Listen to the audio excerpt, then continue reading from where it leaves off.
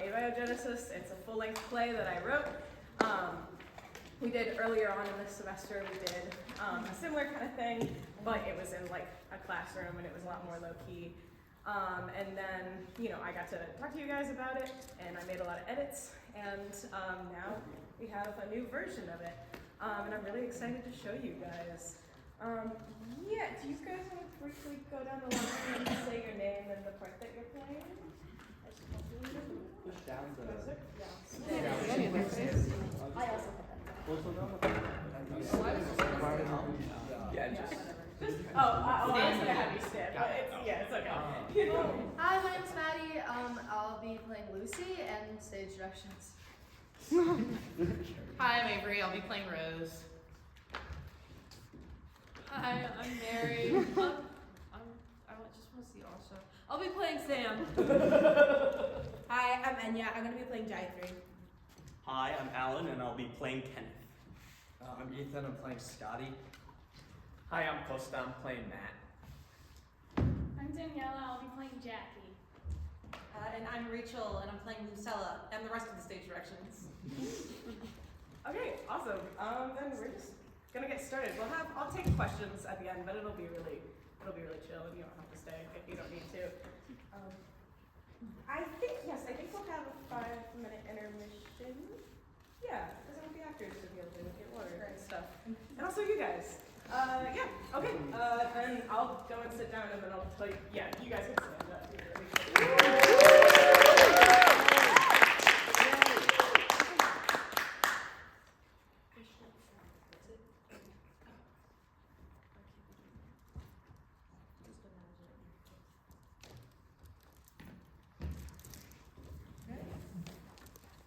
Scene 1. Only in dreams my Weezer plays softly as if the sound is leaking from someone's headphones. Lights up on a second-hand couch where Sam lays her head in Lucy's lap. Everything else about the setting is dark and indeterminate. Lucy gently plays with Sam's hair as Sam explains something animatedly. It's fascinating because it's not like we have a fossil or any kind of physical proof of this hypothetical ancestor. It's just pure logic. It's mathematical, frankly, which isn't my favorite, but it is kind of thrilling in a way.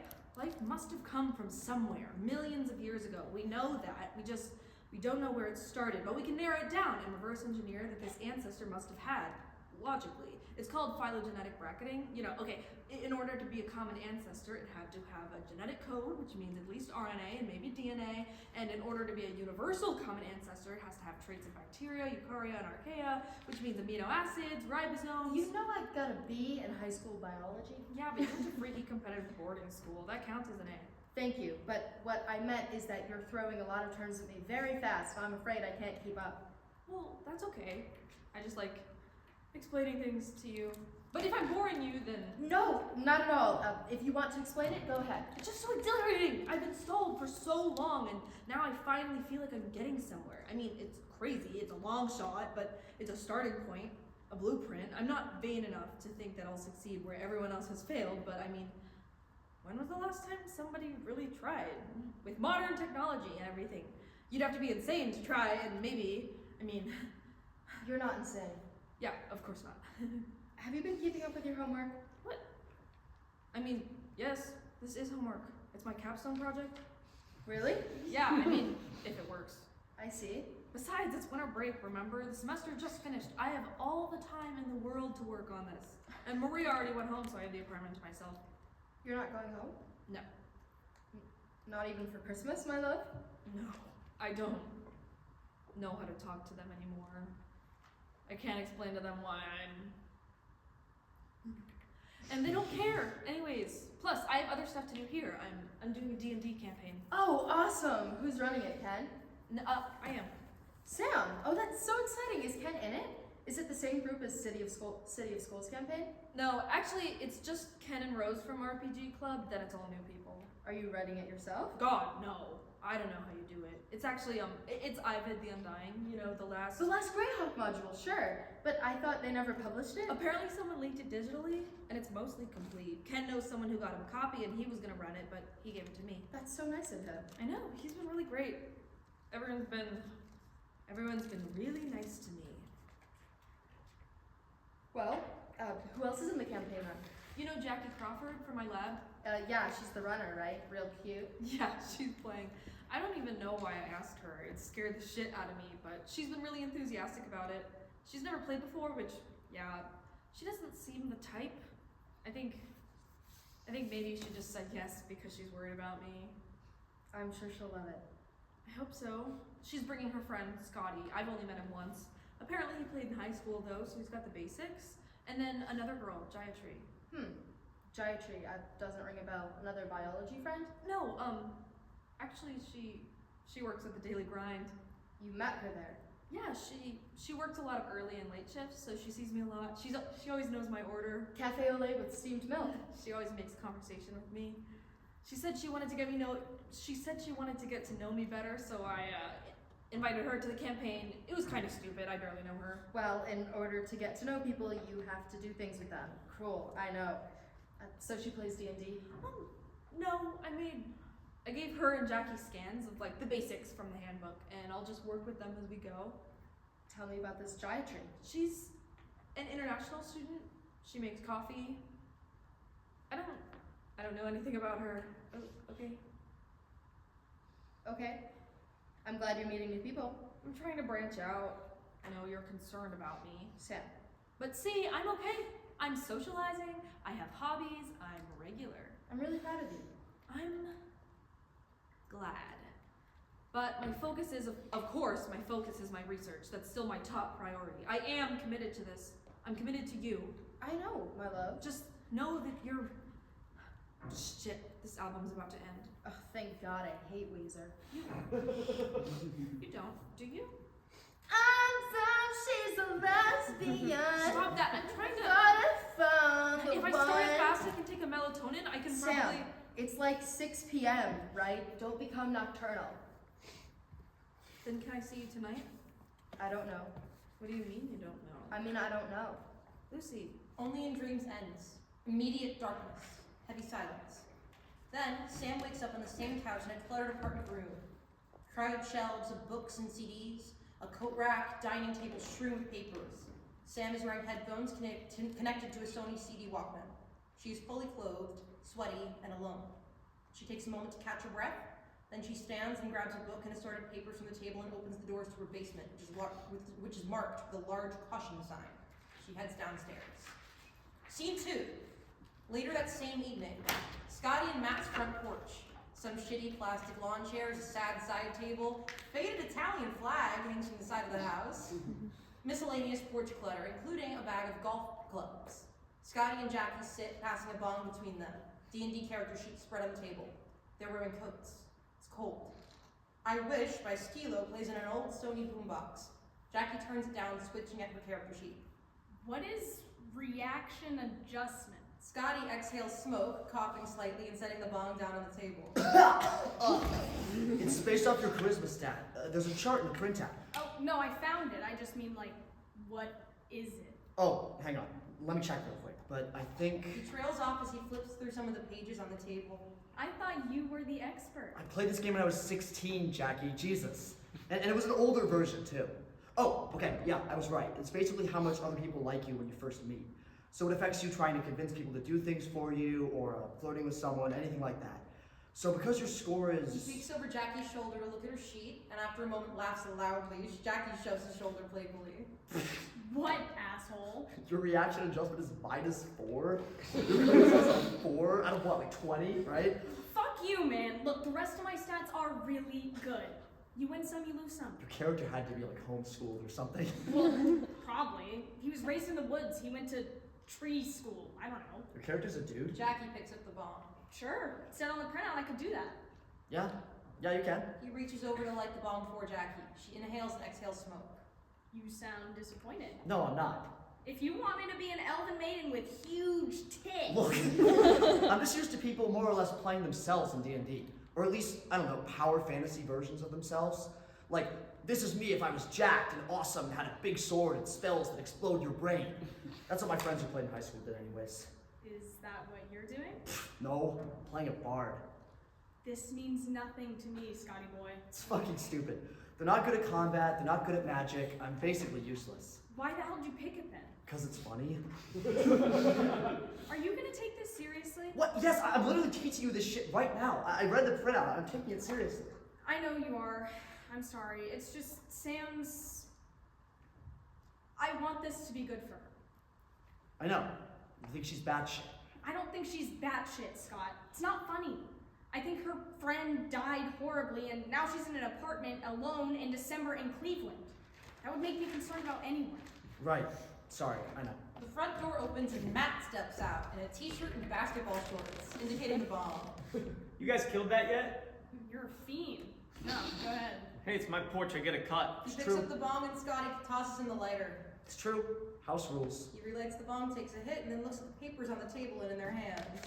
What are you guys doing out here anyway? Homework? Our character sheets for D&D tomorrow. Oh, wow. Why are there so many fucking numbers? You're a computer engineering major. I don't do that for fun. Have you been this geeky the whole time, Scotty? And I just didn't notice, or is this a new thing for you? I'm the one dragging him into it, to be honest. How are you not freezing right now, Matt? It's not that cold. Scotty, who's wearing a heavy coat. Sure. You're from Michigan, Scotty. Where's your Midwestern spirit? Well, personally, my California spirit means my fingers have gone numb. We can go inside. No, I have to get back to feed stocks anyways. We can meet up here tomorrow to finish the character sheets before we head over to Sam's, if that works for you, Scotty. Yeah, for sure. Who's Sam? The dungeon master. Oh, real mature. You're telling me there's nothing funny to you calling someone the dungeon master? Well, I'm not 12, so no. God, it's freezing. She gathers her papers and starts to stand, and Matt and Scotty both scramble to help her up, then freeze. It's tangible, awkward. She looks between the two of them and raises her eyebrows, standing up on her own. Okay, I'm gonna go now. I'll see you tomorrow, Scotty, okay? Sure. See ya. What time will you guys be done? I don't know. Not later than 10, I think. Then do you want to go downtown after, hit the flats or something? Yeah, maybe. With who? No one, just you and me. Scotty sits back down, quietly. I'm kind of broke right now. Drinks on me, okay? Okay, then I'll see you both tomorrow. She heads out. As she goes, Get home safe. I live a block away. she exits. Both Scotty and Matt look after her for a beat. Why don't you walk her home? Why don't you? She lives a block away. He relights the bomb. You really want to do this nerd shit? I don't know. It's something to do that's not studying for the LSAT. And Jackie asked me to. Hey man, look. You know she's not gonna fuck you, right? Why did you become such an asshole? I'm just saying, if that's what you're doing, then save yourself the trouble. Have fun with your dungeon master thing tomorrow. He exits back inside the house. Scotty takes a moment before picking up his character sheet again. He turns the boombox back up. Scene 3. The next day. Sam's apartment. Rose and Kenneth sit on Sam's couch while she paces. A D&D map, dice, sheets, and a privacy cover for Sam are set up on the dining table. There's a snowstorm going outside. The wind rattles the windows. Scotty Palmer? Yes? Scotty Palmer. You're freaking me out. What's wrong with Scotty Palmer? Oh, nothing. It's clearly not nothing. I just had a class with him once sophomore year. He didn't really seem like the D&D type. Well, we don't all have to be the D&D type. Some of us have ventured beyond graphic tees and cargo pants. I like cargo pants.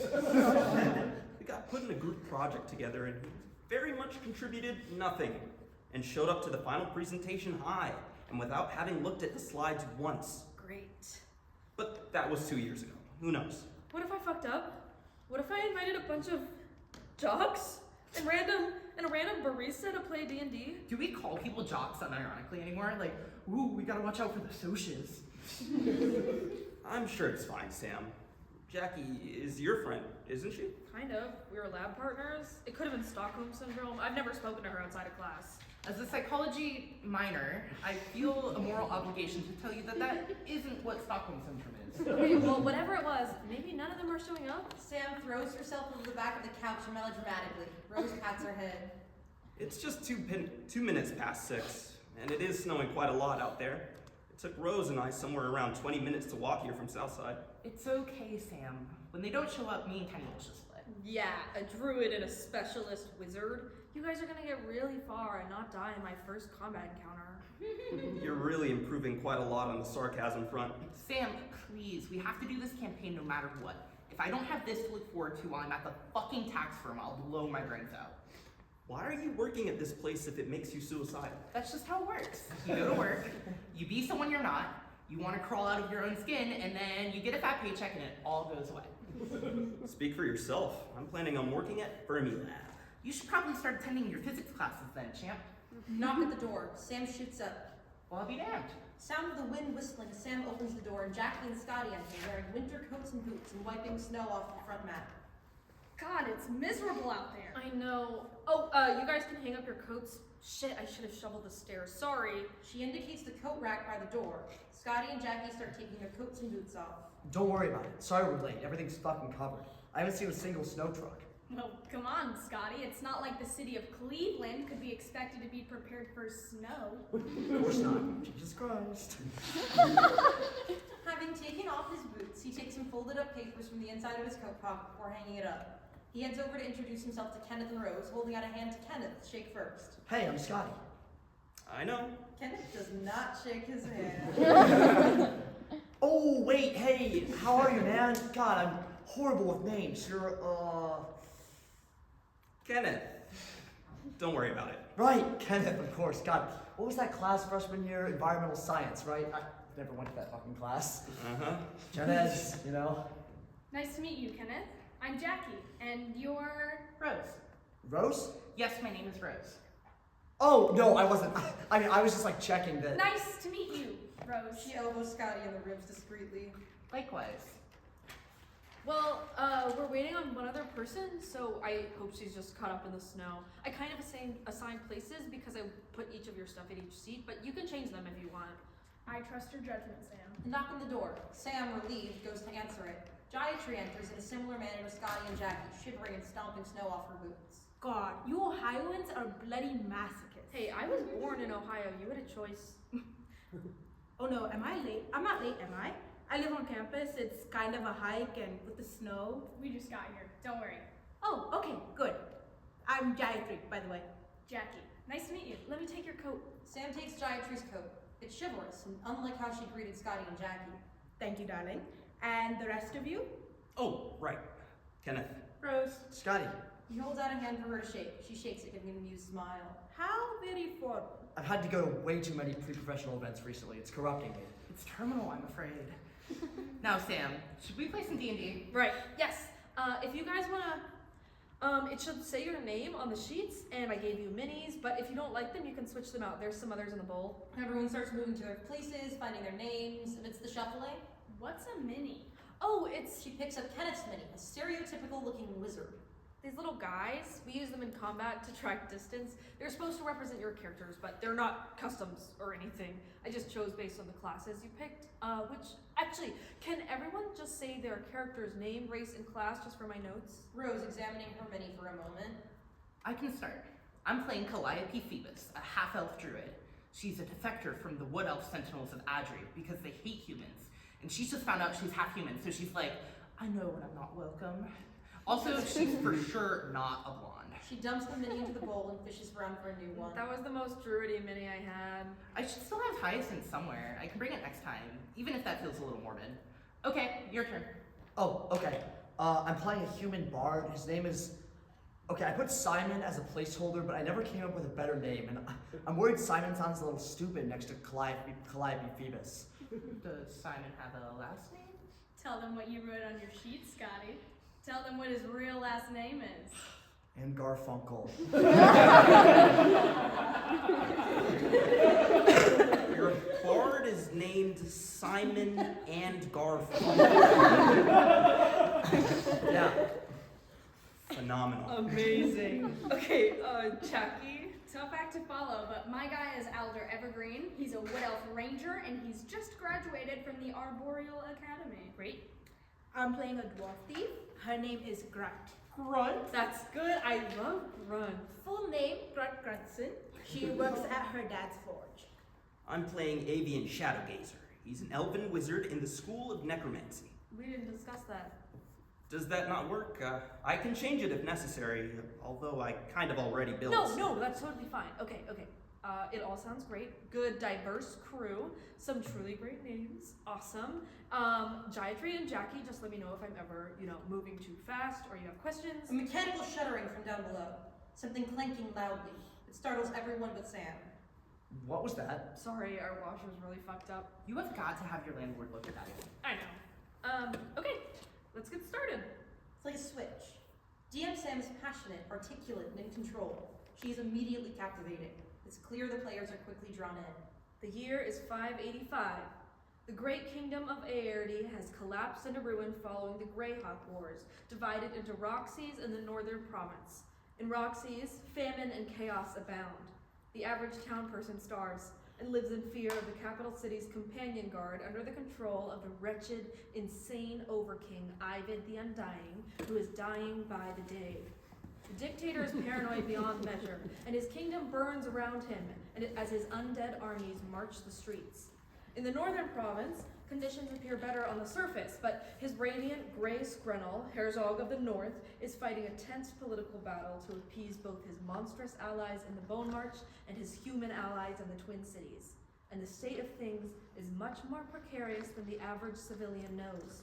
There may be a constant threat of instability and collapse hanging over the northern province's capital city East Fair, but you wouldn't be able to tell on a night like tonight, where, despite the raging winds outside, ragtag groups of mercenaries, wayward nobles, artisans, merchants, thieves, mages, and soldiers alike gather in taverns and hostels to drink Blaston beer, make business deals, and play cards. Each of you adventurers has made your way to one of these hostelries, Glorias, where the fire in the hearth burns bright against the cold, and whispers of under-the-table employment and mercenary jobs travel from table to table. Fade out. They begin the game. Scene 4. Later that night. The session is over. Sam, Rose, Kenneth, and Gayatri remain. They've been drinking cheap wine and are still drinking. Sam lays on the floor as she talks. Rose has her legs up over Kenneth's lap on the couch. Gayatri sits at one of the dining table chairs dragged over. I simply roll badly. I'm a person that rolls badly. It is an indisputable fact about me, and probably why I prefer to DM. That way, I can fudge my rolls. You fudge your rolls? Any good DM does. I don't fudge my rolls. It's been one session, Sam. You will sooner or later. It's what the privacy screen is for. Okay, but you can't actually be bad at rolling a die. It's not a skill, it's statistics. I hate statistics. You're a finance major. Don't remind me. This is a lesson you'll simply have to learn, Gayatri. Many a sane-minded individual has walked into a campaign swearing on pure probability and chance and left baptizing their dice in holy water and always rolling with their left hand because that's the only thing that works. I can't explain it, but it's true. I'm a mathematics major. Just when you think you know a person. And I'm sure if you charted out what each of us rolled, it would all even out in the end. No disrespect to mathematics, but it totally wouldn't. You'll notice if you watch for it. That's confirmation bias. There's no formula in the world that can explain how Ken gets so many critical failures per session. Sure you can. He asks to roll more often. He's a seasoned player and his character is very smart, so he's always initiating, investigating things, or trying to do magic, or speaking to other characters first. More rolls, more failures. She kind of has a point there. I'll sit down with you and roll a D20 100 times for you. 10 of them will be ones. I guarantee it. Will you put money on it? Good God. No, let this happen. I'm interested now. Kenneth and Gayatri scramble to get up and get a D20 die and a notebook and a pencil. Sam gets up to sit on the couch next to Rose, and Kenneth and Gayatri sit on the floor. I'll bet you $20 I'm right. I'll bet you 50 I am. Good God. Can I bet money too, just for the thrill of it? Rose, never get into horse racing.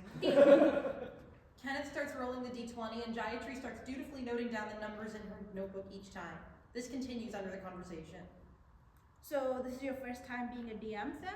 Yeah, usually Ken DMs. He DM'd the last campaign the three of us were in together. It's kind of weird to switch. It is, but fun. You're doing great, Sam. And all you new players are doing great too. Thanks. I'm having a great time. She and Kenneth both react to a roll from the die. What? That was the third one in a row, I'm telling you! With 100 rolls, it's not that weird. Sure. You have your wallet on you, right? You can put it on my tab. So, when you make a D&D character, is that your character forever? Does it change from different campaigns? You could, depending, but we didn't from the last campaign. All our characters got completely wiped out. Ken obliterated us. You entered that dungeon willingly. You gotta follow through with your threats. Can't let the heroes down easy. Otherwise, it doesn't mean anything. Sometimes the heroes fail. That's so sad, actually. It's the way the world works. That's what the dice are for. If we wanted to just sit around telling a story together where we get to decide everything, we could do that. But that's not how life works. Sometimes life gives you triple ones, even when it's the peak of your character arc, and that really shouldn't be happening. Did you fudge the numbers when you killed Joan in cold blood? I don't think so. That was pure combat strategy. If the dice are how life works and why the game works, why do you get to ignore them? I don't ignore them. But sometimes when fate gives you something that you just absolutely can't stomach, you have to override the rules. You have to take things into your own hands. If you're a DM, and it's your job to do that, that is. I'm gonna start double checking all your rolls. After another roll, That's 100.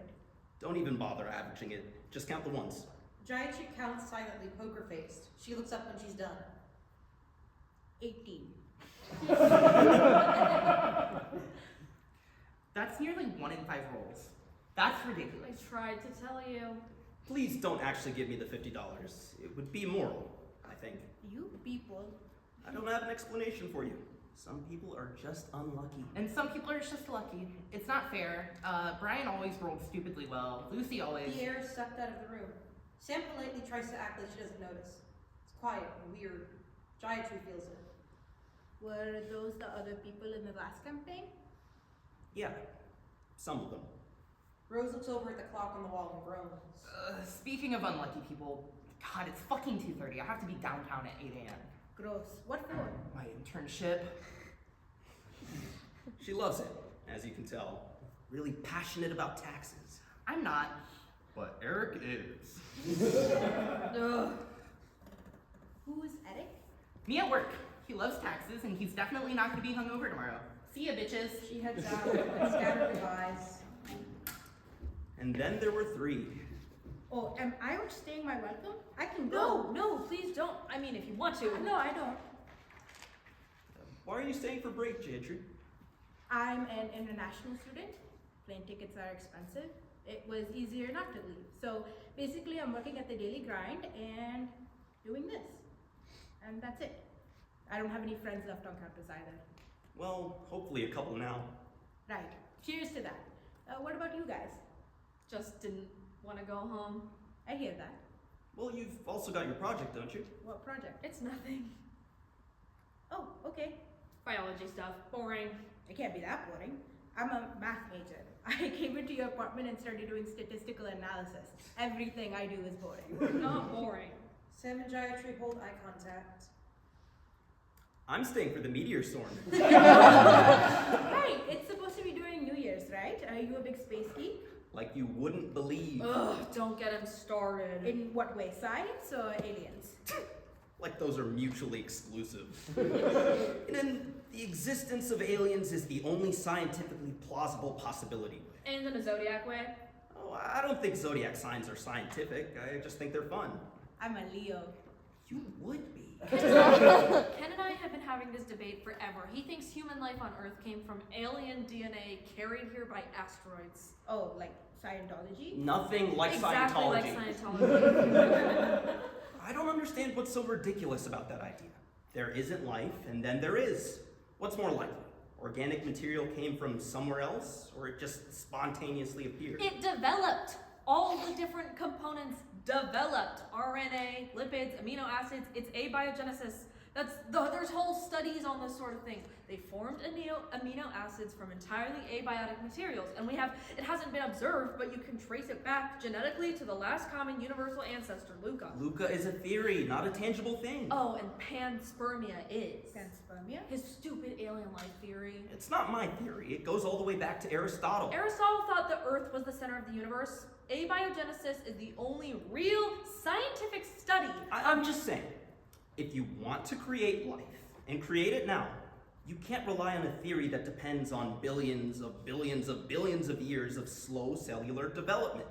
You have to consider other things, other factors. Right, I'll just obtain some alien DNA real quick. Thanks a lot. That really helps, Kenneth. I really needed that explained to me. It doesn't need to be alien DNA. You're a scientist, Sam.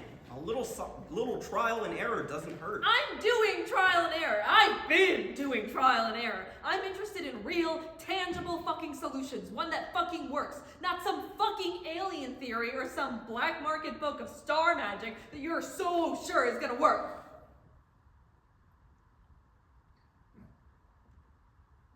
I think you should go. Sorry, I just think you both should go. Okay. Sam. Please. Gayatri and Kenneth slowly get to their feet, put their coats and boots on, and leave. Kenneth whispers something placating to Gayatri as they leave. Once they're gone, Sam puts her head in her hands and breathes shakily. She stands up and paces for a moment before draining her glass of wine and grabbing her headphones from Sony Walkman.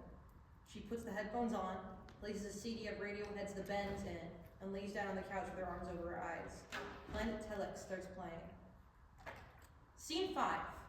A dream. The Bends continues playing softly. Sam and Lucy are dressed in high fantasy styles. Sam wears a more masculine armor, and Lucy wears long robes and elf ears. As they approach, Sam kisses Lucy's hand. High Priestess Verstis. Dear Jean, how do you fare, brave one? It does not matter. Oh, Jean, of course it does. I cannot rest until my mission is complete.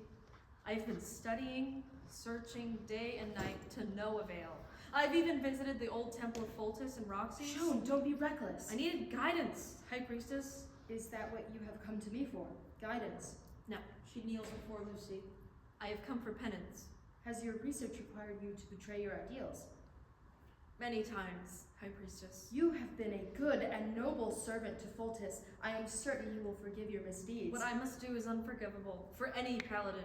What must you do? Dark magic, my lady? Unspeakable magic? You have sworn a sacred oath to Foltis of the blinding light. Your duty to him Is not greater than my duty to you. Sir Jean, I have sworn to you above all things. I have felt it. I have felt a darkness growing in me ever since that horrible day. I've seen the face of death and been drawn back. I do not know if I'm capable of being a servant of the light. Not when I think of you, my sweet lady. Night and day I think of you. your duty to the light is everything to you. Not anymore. Not without you. It is my resurrection that would require you to perform corrupt magics. Yes. Zephyr has given me a book which I have not dared to open, but that I fear I must. I have told that wizard to stay away from such things. You know he has not the righteous convictions that you and I do. He serves no master but himself, and he has not been the same. None of us have. You will never be able to return to the theocracy of the Pale, your family, your brothers. I do not care. I have not been back in years. If you become an oathbreaker, you lose your powers, your status. These things mean nothing to me anymore. In truth, I am not scared about the things I will lose. I'm already living as a shadow of my former self. It's just... Yes. I worry for you. I worry about what the magic will do to you. I worry if I bring you back, I will bring evil along with you. It is possible. Please, tell me, should I do it? I cannot make that decision for you. Please, Lucy, do you want this? Am I Vristris or am I Lucy? You're Verstis, I'm sorry. Who are you? I'm the one who's gonna bring you back. Scene 6. Lakeview Cemetery, a week later. Christmas morning. Rose stands in front of a grave with flowers on it. Scotty enters, not seeing Rose. They both wear coats. He's crying a little. Rose debates saying anything for a moment. Scotty! Oh, Jesus. Hey, Rose, God. Sorry, are you alright? I mean, it's a cemetery. You can cry all you want. No, I'm fine. I'm good. I just come out here to clear my head sometimes. I don't know if that's weird or... No, I get it. It's peaceful. Yeah. Scotty takes a moment before walking over to stand next to Rose, not looking at her directly. I walked outside this morning and found Jackie and my shitty roommate making out on the porch. Oh shit. Yeah, it's whatever. And you and Jackie were... No, not really. Or not at all, I guess. And I knew she liked Matt, and it's fine. It's definitely nothing to fucking cry about. I wouldn't say that. You can still be upset. I guess. Merry Christmas to me. Merry Christmas, Scotty. I think that may be part of it, that it's Christmas. It's my first Christmas away from home. Why didn't you go home, if you don't mind me asking? Wanted to focus on studying for the LSAT. Ah, pre-law. Yep. Fuck it. No, that's not it. My parents are getting divorced, which is awesome.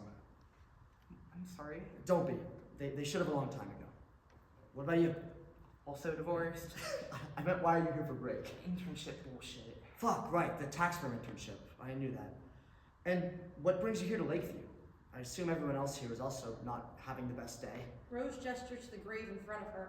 Scotty reads it and frowns. Oh, Lucy Lamarck, she's... She was our friend. She played D&D with us. Sam's girlfriend. Girlfriend? Yes. No, I don't... Jackie just didn't mention that part. That's all. Jackie might not have even known. I don't know how much Sam tells people. And if you make me regret telling you, Scotty Palmer, I won't. You won't. I just... Poor Sam. Yeah. I just like to visit sometimes. It happened last March. Freak car accident. Sam left, didn't finish the semester. I didn't know if she was coming back. She did this fall semester, but she didn't come to D&D club or anything. Kind of fell apart without her and Lucy. It was only a couple weeks ago she started talking to us again. I don't know what got her on her feet again, but I'm glad. Me too. Calm beat. The two of them look at Lucy's grave. Are you still coming to this session today? Of course. Got nothing else to do. I just didn't know if it would be awkward between you and Jackie. Oh, it will be, I'm sure. But whatever. I'm invested. So much shit has happened in 3 sessions. He hesitates for a moment before pulling a necklace out of his pocket. I was leaving the house to give her a Christmas present, which now feels extremely stupid. Rose examines the necklace, which has a cat charm on the end. That's so cute. She loves her cat, Socks. He's 700 years old. I don't think that thing can die. Anyways, I saw it and thought of her. It feels like it would be weird to give it to her now. Baby, which is such a shame. It's really cute. Take it. What? Seriously, take it. It's not like I'm gonna wear it. I want to like cats. Are you sure? Yes. He presses it into Rose's hand. Throw it out if you want. I just want it going. I won't throw it out. Okay. Cool. Merry Christmas, Rose. Scene 7. Later that same day, Sam's apartment. Sam, Kenneth, Gayatri, Jackie, Scotty, and Rose sit at their dining table in the midst of D&D session. They've just finished a battle. They've really gotten into the swing of the game. They switch seamlessly between talking about their characters and as their characters. Rose wears the cat necklace. Jackie wears a Christmas sweater, and Kenneth wears a Santa hat. That's enough damage for Alder to down the last animus. It clatters to the ground in an array of bones. Is Calliope still down? Calliope is still down and bleeding out. Is there anything we can do? I have cure light wounds. You already used that slot in Alder, didn't you? Fuck, I did. Does anyone else have any healing spells, potions, anything? Calliope was our healer. Calliope, go ahead and roll your last death saving throw. Everyone intently watches Rose as she kisses her D20, says a silent prayer, and rolls it. As soon as it lands, everyone reacts negatively. Fuck! She erases something on her character sheet despondently. You all watch as the flowers that adorn Calliope's hair and dress wilt and die with her. Grunt, the flower that she put in your hair withers as well. Wait, so there's nothing we can do? Not quite. Here's where a necromancer comes in handy. Wait, Calliope hated necromancy. She was just talking about this. She thought it was unnatural. That's a good point. Are we sure she wouldn't just want to go? I'm dead. Can't help you. This is preposterous. It's what I do. Don't you all want Calliope back? Does Calliope want Calliope back? Why don't we ask her? Grunt's going to put the wilted flower in her pocket to press it later. Then she's going to go over and close Calliope's eyes. I should have protected her better. Oh, come on. We all should have. I asked Simon to heal me. If I didn't, then Simon would have done that anyways. I would have. Well, sure. You always heal Alder. I figured it's just, Just what? well, you two...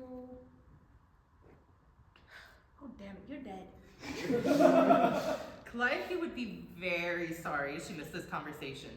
Trust me. It's only natural to look out for one's partner, Sir and Garfunkel. This is so tragic. Calliope is never gonna get her half of the bet. What bet? Calliope and Grunt have a bet about whether Simon and Alder are... Flaming homos? What? Oh, wow. The avian completely assumed. I'm sorry.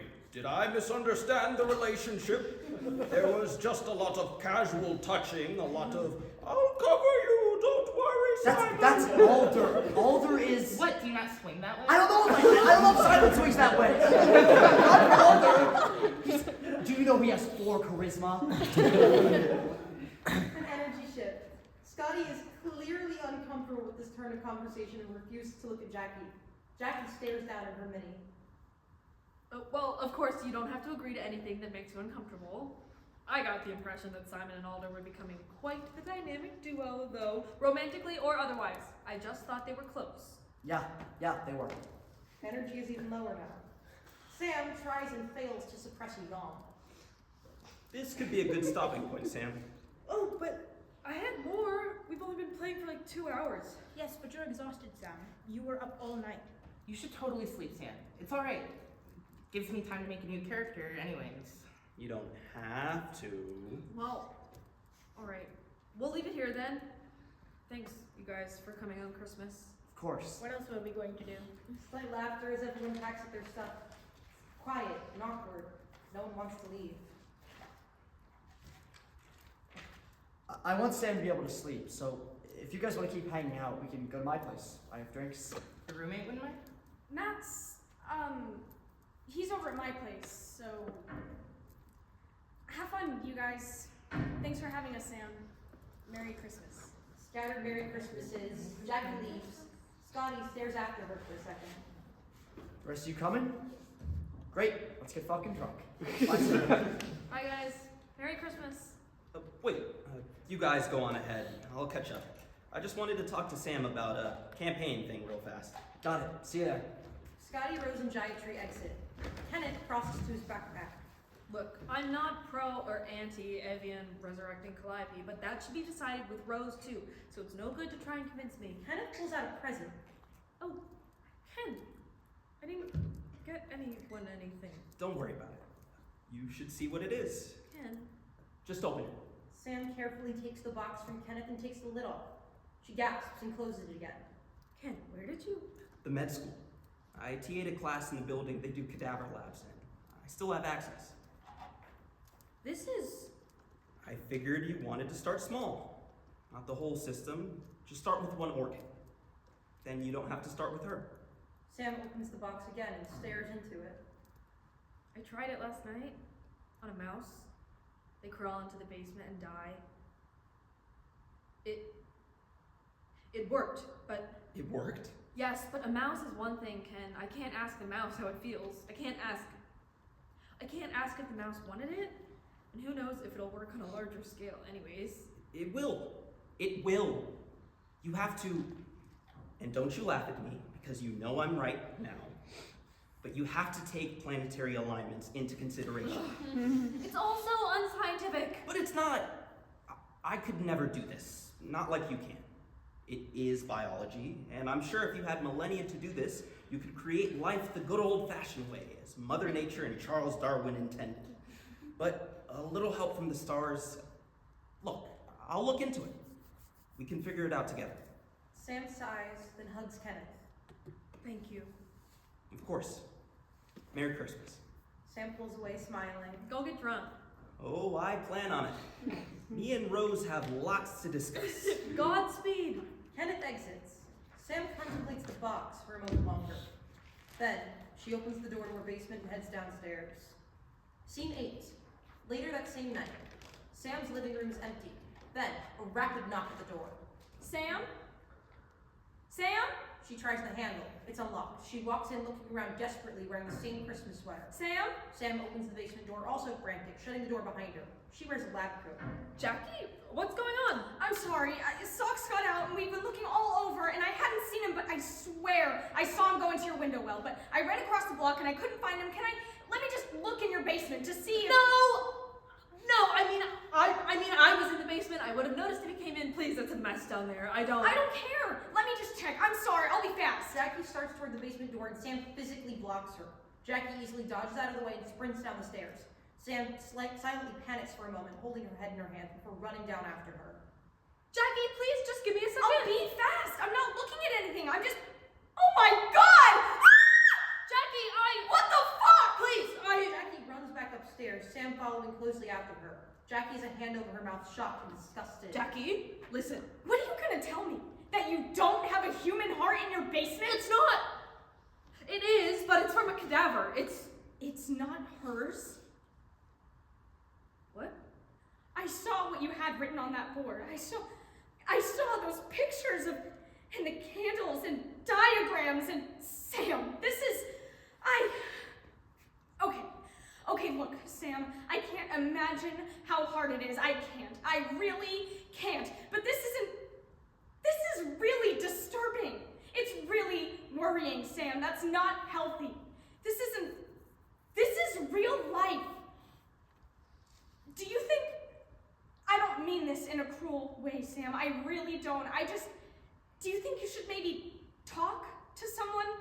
I don't know if you have, but maybe a doctor could help you out. I just want you to be safe. And a thunderous knock at the front door. Jackie! The door flies open and Matt runs in, concerned. What, Jackie, what's going on? Seriously, Jesus, what? Nothing. Matt steps in concerned and grabs Jackie's hands. Baby, you're shaking. What happened? Nothing happened. It's cold out and I'm worried about stocks. Did you see? No, I'm sorry. Okay. I thought maybe he ran into Sam's basement through the window well, but he didn't. Sam was helping me look. I can take another look if you... No! Okay. Let's just go, okay? Let's keep looking. Good night, Sam. All right. As Matt and Jackie exit, Jackie gives one last concerned glance over her shoulder at Sam. As soon as they leave, Sam crumples to her knees, letting out a sob. She stays there for a moment, head in her hands, before crawling over the couch to get her Walkman and headphones. She's about to put them on when the telephone on the wall rings, startling her. She scrambles to pick it up. Hello? The meteor storm, Sam. You have to do it during the meteor storm. New Year's Eve. Scene 9. The Lakeview Cemetery. Kenneth, Rose, Scotty, Jackie, and Matt watch the meteor storm. It's beautiful and has been going on for a few hours now. They have picnic blankets laid out and have been drinking. Currently, Jackie and Matt sit a little ways away from the rest of the group. This particular shower, the Leonids, happens annually, but it's the storm that happens every 33 years. We're incredibly lucky to see it here. It's not the clearest viewing point, but a lot clearer than it would be in Missouri. That's where you're from? Yep, from the middle of nowhere. Me too. I mean, not Missouri, Michigan, but middle of nowhere, Michigan. I don't mind being from nowhere. Me either. Easier to leave. What makes it a meteor storm? It's just a really populated meteor shower. I think it has to be a rate of 1,000 meteors an hour. Wow. This exact comet, Temple Tuttle, produced the Great Meteor Storm of 1833. It was the greatest astronomical phenomena in centuries. They say you can see 100,000 meteors an hour. The whole sky lit up. At one point in time, we were still arguing about whether meteors existed. Can you imagine? This times 100, and no one can tell you what's going on. They sit in silence for a moment, staring up at the sky. I think the world is fucking ending. They did. Joseph Smith, the guy who founded the Mormons, called it a sign of the second coming of Christ. Farmers everywhere thought it was Armageddon. In the South, apparently a number of slave owners, thinking it was Judgment Day, began running around and freeing their slaves, hoping to make it all up just before the buzzer. Jesus. That's what they thought. We have records of meteor showers all the way back to the ancient Egyptians. Sputnik 1 got launched in 1957. It took us a millennia to get up to space, but in all that time, space was coming down to us. Alien rock just sitting around until some French peasant took it and used it to grind up flour in medieval times, or something like that. Panspermia. What's that? Just a little theory I like. I think it's very likely. I do. The stars, the comets, all the diagrams and calculations and patterns throughout all known history. I think so many answers to our questions come from up there. He points to the sky. They sit in silence a little longer. Kenneth lays down on a picnic blanket looking up. Rose turns to Scotty and talks to him quietly, a private conversation. Hey, I've been meaning to say, I didn't mean to make you uncomfortable the other day. Huh? On Christmas, when we were talking about Simon and Alder. Oh, no, it was fine. I made a big deal about it. No, I pushed. It was very much along the lines of the joking we do with our old D&D group. I didn't read the room. Listen, it's all good. Honestly, it was more about Jackie than anything. Which is also super immature of me, so. How's that going, by the way? They both glance over at Jackie and Matt, who are cuddling and watching the meteors. Miserable. She's always over and they're always touching. I shouldn't talk shit though. Socks is still missing. Still? Yeah, and he's old and it's freezing out. I mean, nothing's confirmed, but you know. It really sucks. I know, and I genuinely do want to ask if she needs anything, but Matt is so fucking overprotective. Like Jackie needs protecting. Yeah, how did you two become roommates anyway? We were in the same frat. You're so stereotypical. Yeah. We both dropped sophomore year, so we both needed somewhere to live that wasn't the frat house, and it just worked out. We used to get along more, but he's always been a dick, I think. I'm just less of a dick now, hopefully. I can believe that. Let's pour one out. Let's pour one out for Lucy. Kenneth sits up as Rose selects a bottle from the assortment on the picnic blanket. Kenneth snatches the bottle back. Don't pour out tequila for Lucy. She hated tequila. You're so right. I'll use the fireball. She grabs the fireball and heads over to Lucy's grave, Kenneth following behind. She unscrews the fireball bottle and stops, looking at the grave. Why does the ground look like that? Like what? Come on, you see what I mean, the dirt. I don't. It's dark. Scotty picks up a flashlight from the picnic blanket and heads over, all of them looking. Horror starts to slowly dawn on Jackie. What the fuck? No, it does look weird. Rose kneeling down and touching the dirt. It's like, God, it's like it's been dug up. Jackie springs to her feet. Fuck, Sam! What? Somewhere, a block away, a lightning strike. Huge and close to the ground. It startles all of them. Jackie runs off stage. Matt groans and stands. Jackie, wait! Matt runs after her. Kenneth grabs the flashlight from Scotty and follows suit. What the fuck is going on? I don't know. I feel like we should also run. Scotty and Rose exchange a look before running after them. Scene 10. Sam's apartment. The living room is empty. The lights from the meteor storm flash from the windows. A beat passes before Sam stumbles upstairs from the basement, closing the door behind her. She's wearing a lab coat, now covered in mysterious stains, and shaking. She collapses to her knees, hyperventilating and shell-shocked. Then the clattering noise from the basement, and she bolts to her feet and opens the front door, surprising Gayatri, who is just on the other side. Gayatri? You startled me. What are you doing here? I wanted to see you. I know you said that you were staying in tonight to do work, but it's so beautiful out there, Sam, and I thought of you. What? They invited me to the cemetery with them, but when I knew you weren't going, have you looked at the sky at all? Come on, Sam, it's once in a lifetime.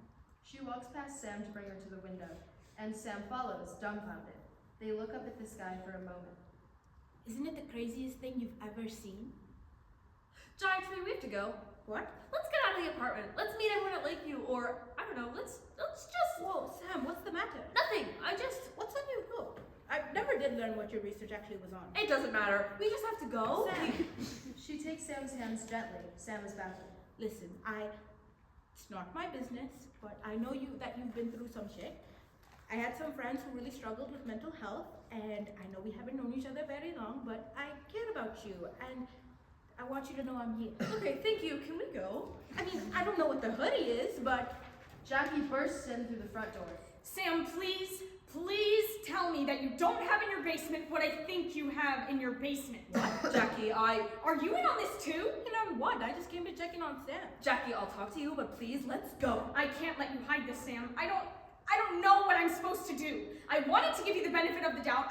Just let me see the basement. Let me see! Matt runs in the front door, Kenneth close behind, both extremely out of breath. Kenneth immediately brushes past Jackie to Sam. Jackie, what the fuck? Did it work, Sam? Did what work? Sam opens her mouth but can't seem to produce an answer.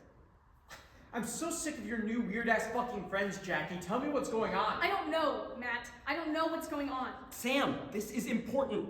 What is important, man? Sam presses her hands over her ears and squeezes her eyes shut. Please, I can't. Gayatri and Rose pile into the entrance, also out of breath. What the fuck are we all running for? Oh, hey, Gayatri.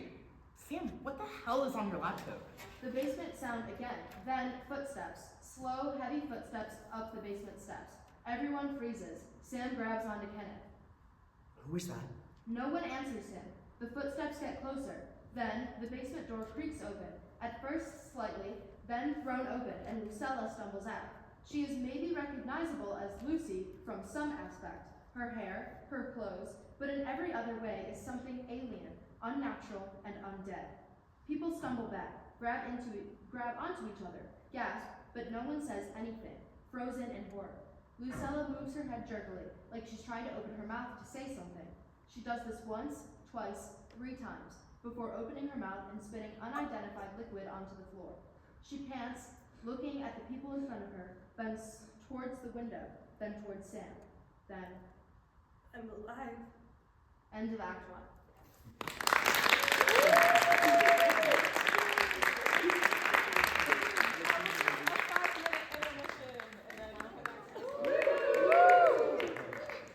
Scene 1. Scotty and Matt's front porch. Morning the next day. New Year's Day. First of the month by Bones, Thugs, and Harmony plays on boombox. Jackie and Matt sit on the porch looking beaten down. They have not slept. Jackie smokes a cigarette. Matt holds a golf club, absently tapping it against the ground. Scotty exits from the house looking similarly exhausted. Sam up yet? No, dead asleep. How? Man, I don't know. I don't think she slept all week. Too busy with... I think she's having some kind of nervous breakdown. Moment. Matt reaches over and turns off the boombox. I'm killing this fucking thing. What? Matt, come on. I'm not fucking waiting around. No one else is doing jack shit. Sam's passed out and won't deal with it. I don't want that freak Kenneth anywhere near that thing. Whatever her name is went to fucking work. Her name is Gayatri, asshole. And what, you want to lose your job? To deal with the fact that their friend created some kind of fucked up monstrosity in her basement and we just shut it up in her apartment? Yes.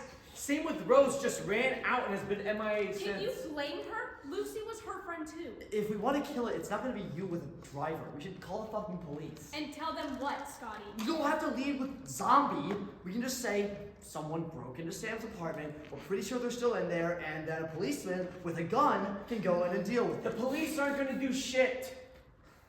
I'll buy a gun. I'm 21. You have a criminal record. I shoplifted when I was 17. Do you think they give shoplifters guns, Matt? Do you know what they call shoplifting with a gun? Don't be a fucking dickhead right now, Scotty. Armed robbery. And it's a felony. You fucking do it then. Do anything other than bitch and whine for once in your life. Boys, we don't understand what we're dealing with, and we don't know whether it'll make a difference whether or For not... once in my life? Yeah, Scotty, for once in your life, it's your psychotic, geeky friends who made this problem, and I'm the only one who has a fucking solution. Matt. Fuck you. Matt throws down the golf clubs and shoves Scotty. Scotty stumbles back but doesn't retaliate. Hit me, I know you want to. Just fucking hit Matt me. shoves Scotty again, pushing him down. This time, Jackie forces herself in between the two of them. Unbelievable. They're all still for a moment. Scotty on the ground, Matt and Jackie facing off. Matt is breathing heavily, and keeps breathing heavily to the point that it turns to hyperventilation. Jackie's expression changes and she takes Matt's arms and leaves him to sit in the lawn chair. Hey, listen, breathe. What the fuck was that thing? How the fuck are we gonna... to just ignore the... How is that possible, Jackie? You're a fucking biology student. How the hell did an undergrad do that? It's not biology. Whatever Sam did isn't... At least it isn't fully... I mean, what do you want me to say? It's fucking magic. Scotty lets his head thump down on the porch. Matt's quiet for a moment, before grabbing the golf club and taking a swing at the boombox. It turns back on, the audio crackling, and Sunday Morning by No Doubt starts playing, slightly warped. No one says anything as Matt drops the golf club and stalks off, not in the direction of Sam's apartment. He doesn't get it. Oh, you do? But he really doesn't get it. We're all tense. He shouldn't have pushed you, and you shouldn't let him push you. Let him? Yes. You let him push you all the time, Scotty. You know what I mean. It doesn't help anything. Scotty doesn't answer, standing up to turn the busted boombox off. The door to the house swings open. Sam, looking unwell, enters. Ken finally fell asleep. I want to see her. But not alone and not with him, please. I just need to know. I need to know what I did. Look, Sam, I don't know if that's the best. Don't. Please don't. I know, okay, I know. But this is huge. I mean, I did it. I did it. The implications for science and the world, and I don't know if I want that. I don't know if I want anything to change on like a worldwide scale, but I want to see what I did first. I have to see what she is. If she's really back. I didn't want to do this, okay? I'm not insane, or I wasn't insane. I'm not some tragic person where bad things happen to me and you look at me from the outside and you feel bad for me. I'm a whole person, and I had regular problems and regular thoughts. And I had plans, regular plans for life, and I was figuring things out, and I can't get back on track. I can't get back to that. I can't be normal ever again. People look at me and they feel bad for me. Or if they don't feel bad for me, they can't understand me. All because this stupid, permanent thing happened to me that was totally fucking random and no one can fix. That no one can go back on. Why? Why do we have to just accept death? Accept that everything can be randomly taken away from you, and then you're fucking handicapped by grief that'll never go away and never be satisfied, and at best you'll forget it happened from time to time and then remember it all over again, and it hurts every fucking time, so I had to fix it. And maybe I did, and maybe I don't have to worry about any of this ever again. Maybe I fudged the numbers. Maybe I made my own fucking luck, but so I have to see. Jackie stands up and attempts to hug Sam, who ducks out of her way. Don't try and stop me. After a moment, Scotty stands up and grabs a discarded golf club. The second this goes to shit, I'm calling the police. Just so you know. Fine.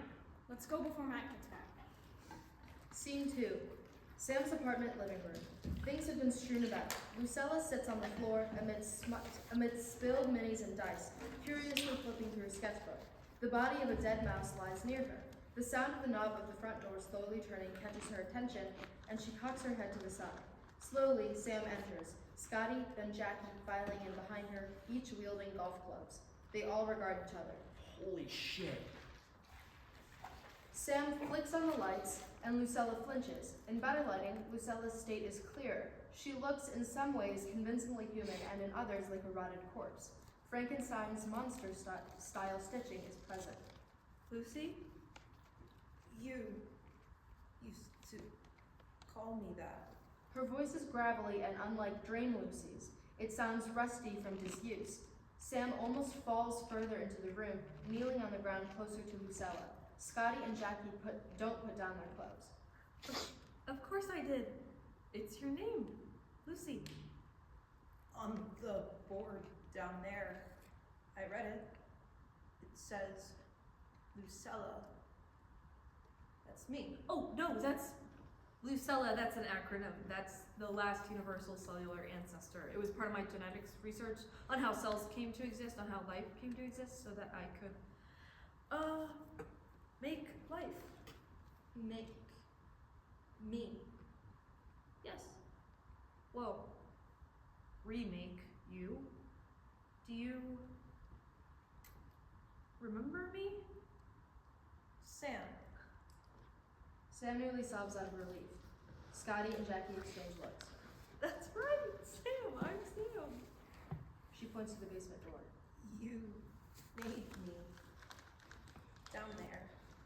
Yes, kind of. But before that, before I made you, do you remember me then? Or anything? I remember dirt and earthworms, stained glass windows. You remember being buried? Scotty. What? How is that? Yes. I remember being cold, and I hear people talk. I heard you talk about Michigan, Jackie, your parents getting divorced. What the fuck? Are your parents getting divorced? Well, yeah, but I didn't tell. Fuck me. When I was talking to Rose, you heard that? I don't know if I heard it then, but I hear it now. I heard a lot of things. You would talk to me, Sam, about your organic chemistry exams and about Greyhawk. Yes, but before that, before you were buried? Lucilla considers this. She looks down at the sketchbook. Lucy do this? Yes, that's one of your sketchbooks. She gets closer to Lucilla, now sitting shoulder to shoulder with her.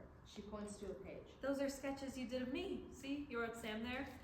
You remember that? It says Lucy on it. She flips the sketchbook back to the beginning and points. Sam is visibly disappointed. Right. Well, you can read. That's a really excellent cognitive benchmark, and you can speak and point. God, I should be writing all this down. Hang on. She rushes off to the basement. Lucilla regards Scotty and Jackie still holding their clubs curiously. Are you going to hurt me? No, of course not. I'm sorry. What would you do if we did? Scotty! I'm trying to see something, okay? I guess I would be hurt. Are you going to hurt Sam? No. No, definitely not. Okay. Good. And what would you do if we hurt Sam? I think I'd kill you.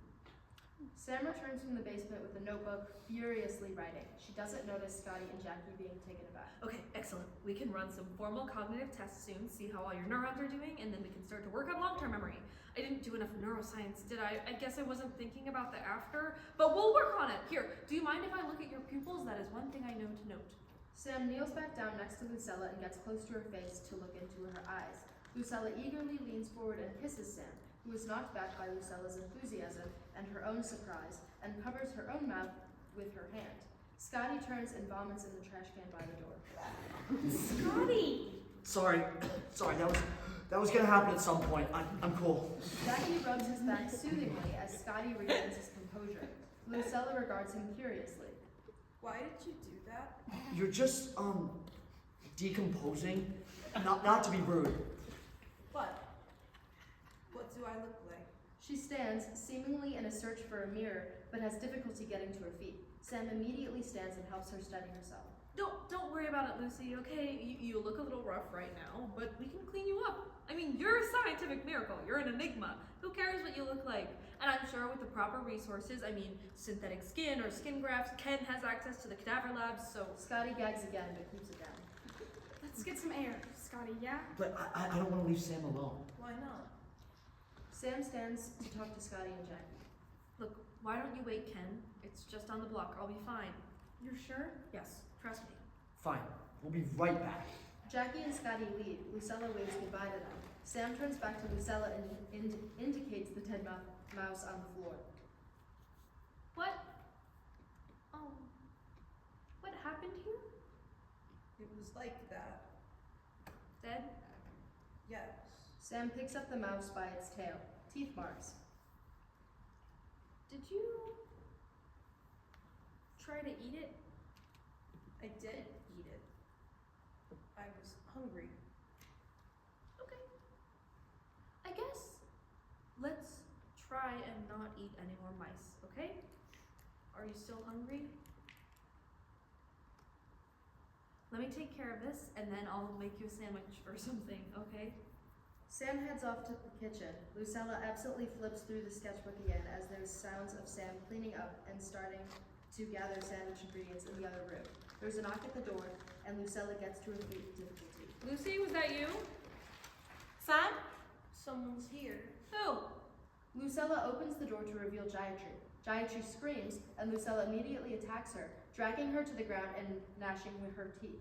Sam rushes in, holding a butter knife. Lucy, stop! Lucilla stops and looks up at Sam, blinking. Gayatri is still underneath her, shaking in terror. Sam leans down to grab Lucilla and pull her to her feet, freeing Gayatri. I'm so sorry, Gayatri. I don't know why. Lucy, what the hell? She scared me. She was loud. The front door bursts open and Jackie enters, wielding a golf club wildly. Lucilla crouches defensively. We heard screaming. Said you wouldn't hurt me. I didn't know you were going to attack people. Gayatri, are you okay?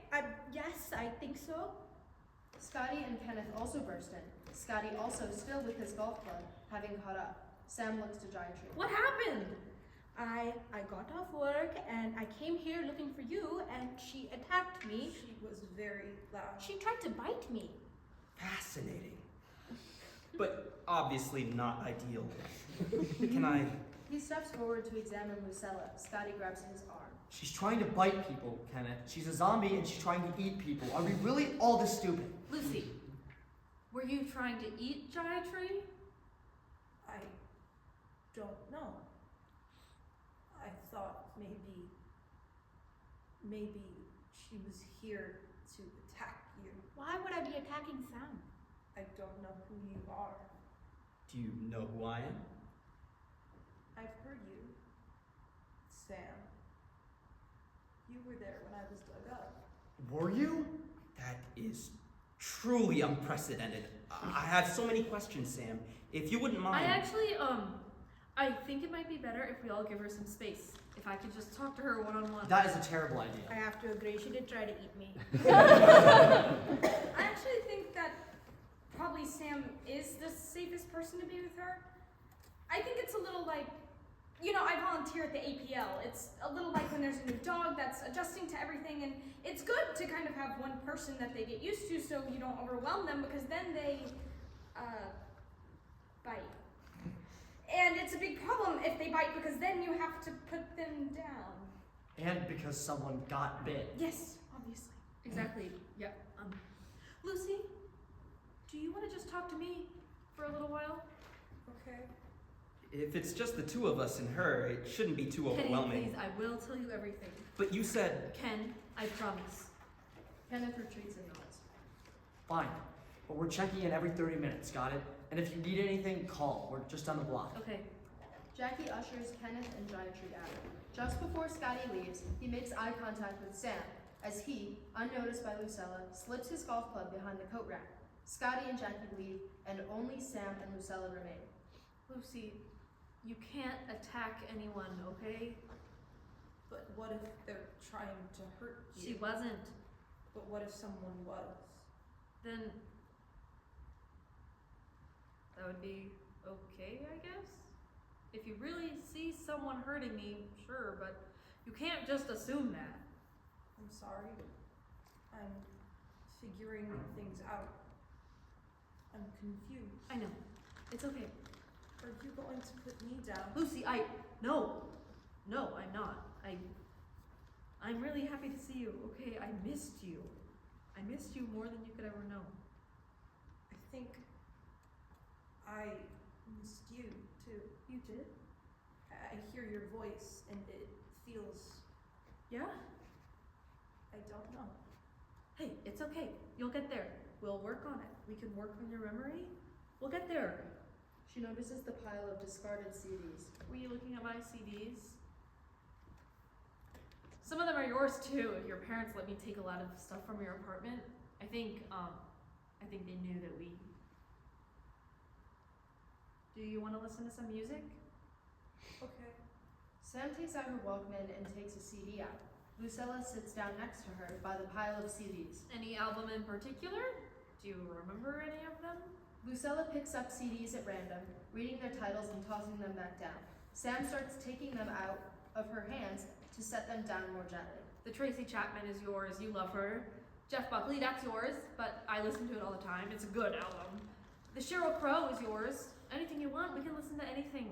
Lucilla picks up the Cranberries. Everybody else is doing it, so why can't we? Oh, you love that album. You want to play it? Okay. Sam puts the CD in and hits play.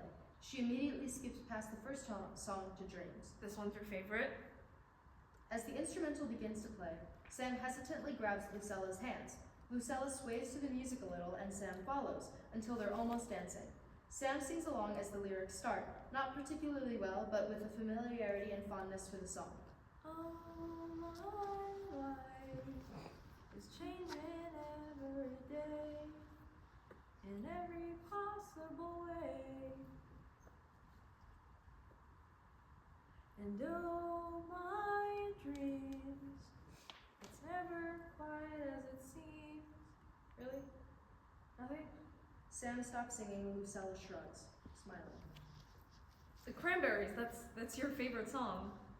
I don't remember it, but I like how you sing it. You sing it better, although we'll have to check on your vocal cords.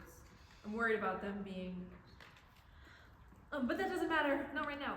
Maybe a different album, or do you like this one? Lucille shrugs noncommittally. It's okay. You sing it better. I absolutely do not, let's be honest. I am. She looks through the CDs and picks up Weezer's Blue Album.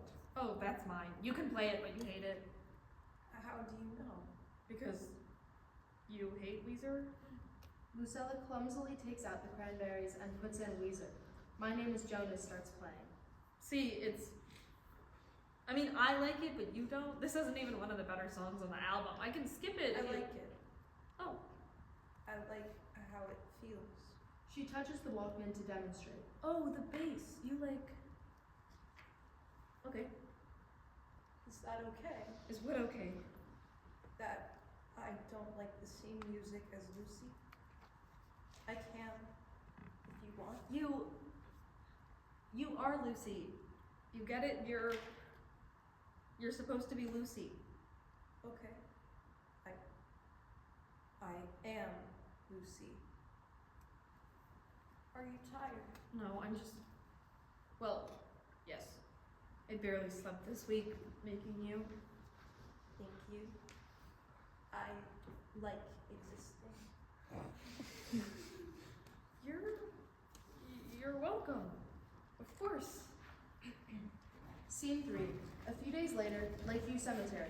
Rose stands by Lucy's grave wearing very masculine business clothes. Scotty enters, a beat before either of them say anything. Can't keep meeting like this, Scotty Palmer. I thought I might find you here. Ugh, I wish you didn't. Not that I'm not glad to see you, I just usually go straight home after work to get this shit off. I just got off a stop earlier to, She gestures vaguely towards Lucy's grave. I don't know why. She's not even here.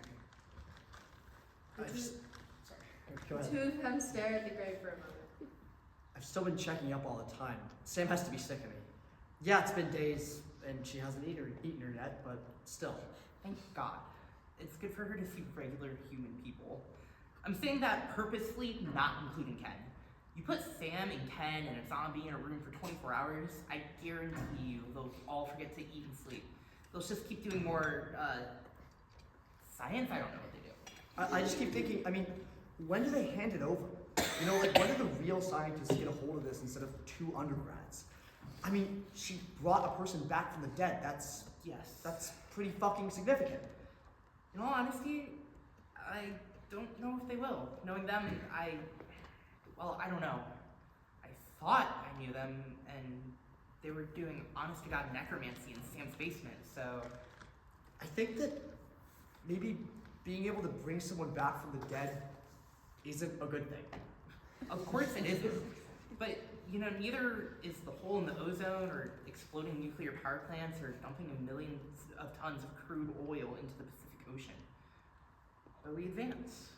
Whether it's good for us or not, we're far too advanced of a species to not have gotten rid of this death shit. I think this death shit might be there for a reason. I wholeheartedly agree. But what do I know? I'm not a scientist or an ethicist. I do taxes. I just keep thinking about how I didn't really know Lucy. Like, I did. We were friends. We saw each other once a week for D&D for a while, but I only knew her for a year, not even a school year. I probably talked to her more during D&D than outside of it. Sometimes I think about her voice and I wonder, was that how she really talked? Or was that how her character talked? I don't know. That's heavy. I'm sorry. Don't be, I mean, it's a good problem to have in a way. Not knowing a dead person that well, less to mourn, I guess. Have you ever had someone close to you die? Not really. My grandma, but I was 8 and she lived across the country, so. It's a landmark for most people. It's a grandparent or a classmate you don't really know. You know, Death happens, but you don't think about it. There's a timeline to these things. When you're middle-aged, your parents die, and that's devastating, but it's so far away. We're the normal ones, the lucky ones. We're not used to thinking about it. Ken's brother died 3 years ago in the army. What, in Iraq? He killed himself. Oh, It shouldn't have happened. of course not. Now Ken's got the answer.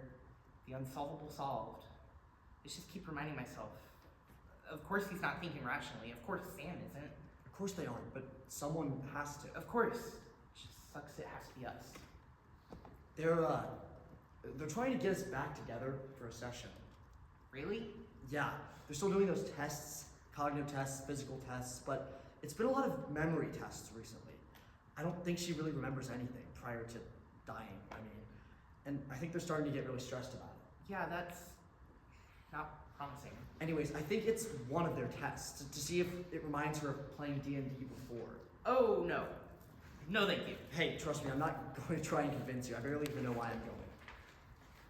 Is that why you were looking for me? Did they send you? What? No. No one knows I'm here. I just wanted to see you. I know it's only been a week, but it's been a hell of a week. I know. I'm sorry I disappeared. You have every right to disappear from this. It's insane. It really is. Do you ever want to get coffee or something? I'm not really a coffee kind of gal. Me neither. I'm sorry. I haven't slept. I mean not coffee, but lunch or something. I really hate to ask, but is this offer in spite of the suit or because of the suit or? The suit has no effect on the offer, I think. Well, good to know. Sure, we can have lunch. Next Saturday? Okay, yeah. I won't wear the suit. Wear whatever you want. This is maybe a stupid question to ask and perhaps disrespectful to the cemetery, but I'm past caring. Do you, have a joint on you or anything? So, of course I have a joint with me. You are so predictable. It's one of my better traits. He offers the joint to Rose and lights it for her.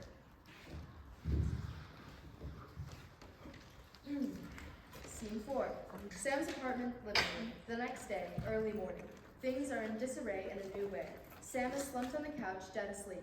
A tentative knock at the door. She startles awake and goes to answer it cautiously. Who is it? It's Gayatri. Sam opens the door. Gayatri is there with a takeout coffee cup and a paper bag. She looks in cautiously. Can I come in? Oh, yeah, please. She's not here. She's in the basement. Ah, cool. Gayatri steps in and Sam closes the door behind her. Gayatri holds out the coffee and bag to her. I just got off the opening shift. I got you your cafe au lait and some croissants that the baker fucked up. Thank you. Here, do you want to sit down? Sure, just for a minute. I got up for my shift at 3. I'm exhausted. I'm going to go home and nap after this. Gayatri and Sam sit at the dining table as Sam sips her coffee and looks in the bag. Oh wow, those are fucked up croissants. I don't know how she did it, truly. They should taste fine though. Sam takes a bite of one and nods. Oh yeah, still good. Thank you, really. Of course. I just wanted to swing by and see how things are going. She takes another bite of croissant and sips her coffee. No, they're good. I can't expect immediate progress, but it's just, she doesn't remember anything. I haven't lost hope, but yeah, Kenny's more hopeful than I am. But he's also very much in the mindset of, okay, now how can we do this with whoever we want, which is A lot. yeah, a lot. But I can't blame him. It is very exciting. I just have to remind myself of that. God, Gayatri, I'm sorry. For what? For all this, for dragging you into it. You had nothing to do with this. You didn't know Lucy or anything. I knew Lucy. What? Yeah, I knew her. We weren't super close, but we had mutual friends. She came to Gay Straight Alliance sometimes. I'm their secretary. Did she know you? Yeah. She would always smile and wave when she saw me on the quad or anything. How did I not know this? Well, I only really connected the two of you pretty recently. I knew she had a girlfriend, but you didn't talk about her. None of you did. Not around me, at least. And once I realized, I didn't want to bring it up in case you didn't want to talk about it. Huh. So, Don't apologize. It's okay. I'm in it now. Were you asking me out? Way back at the beginning of break when you said you wanted to get to know me better? What did you mean? I did want to get to know you better, but Heavy footsteps up from the basement. Gayatri freezes. Hey, it's okay. You can go if you want, but she's really not been violent. I don't know what that whole thing was, but I've talked to her. Scotty and Gayatri have been here on and off, and she's all fine with that. yes, but what if she has a problem with me? I really don't think so. The door opens and Lucille enters with blood around her mouth and slightly down her front. Gayatri looks horrified and backs towards the front door. Sam sighs exasperated. Lucy, leave those damn mice alone. We have real food. I am leaving the mice alone. Okay, cognitive ability to lie. I will write that down. Lucille looks at Gayatri curiously. It's you. I was really just leaving. I'm sorry. What? I'm sorry I attacked you and tried to bite your throat out. That was not justified. Oh. Okay. It's all right. I'm sorry for startling you. You really did. Oh, you startled me. How? I'm gonna go. Bye, Sam. Bye, Lucy. See you at D&D tomorrow. Bye, Gayatri. Thank you for the coffee. Bye. Gayatri exits. Sam sighs and grabs a paper towel and starts wiping the blood off Lucella's face. No more mice, okay? No more mice. Do you want a really ugly croissant? Lucilla considers it for a moment, then nods. Scene 5. Dream World. Cupid Delocked by the Smashing Pumpkins plays in the background. The album continues to play as the scene goes on. Sam sits up to look over at Lucy, freezes. How are you here? What do you mean, silly? There's music playing. You're in REM sleep. The usual. You're a scientist. You don't cause an effect. No, I mean, how are you here when I thought you were out there? I brought you back. Oh, Sam. The me in here has no bearing on whoever's out there. You mean that's not Lucy? Maybe it is. I don't know. I'm not omnipotent. Why didn't you tell me you knew Gayatri? Because I didn't. Yes, you did. Gayatri said that you did. I thought maybe it was another Gayatri. How many Gayatris do you know? Look, I know what you knew. You didn't know Lucy knew Gayatri. But you were... Lucy, sure. Dream Lucy. Yeah, but I guess I always assumed you were her spirit, or I don't know, her way to contact me from beyond, and that once I revived you, you would be awake, not here in my dreams. I only exist in your dreams, Sam. You made me. I what? I'm your memories. I'm your synapses firing, your rapid eye movements. Everything that I am is formed from the Lucy you knew. So, but when you said you hated Weezer... A lucky guess.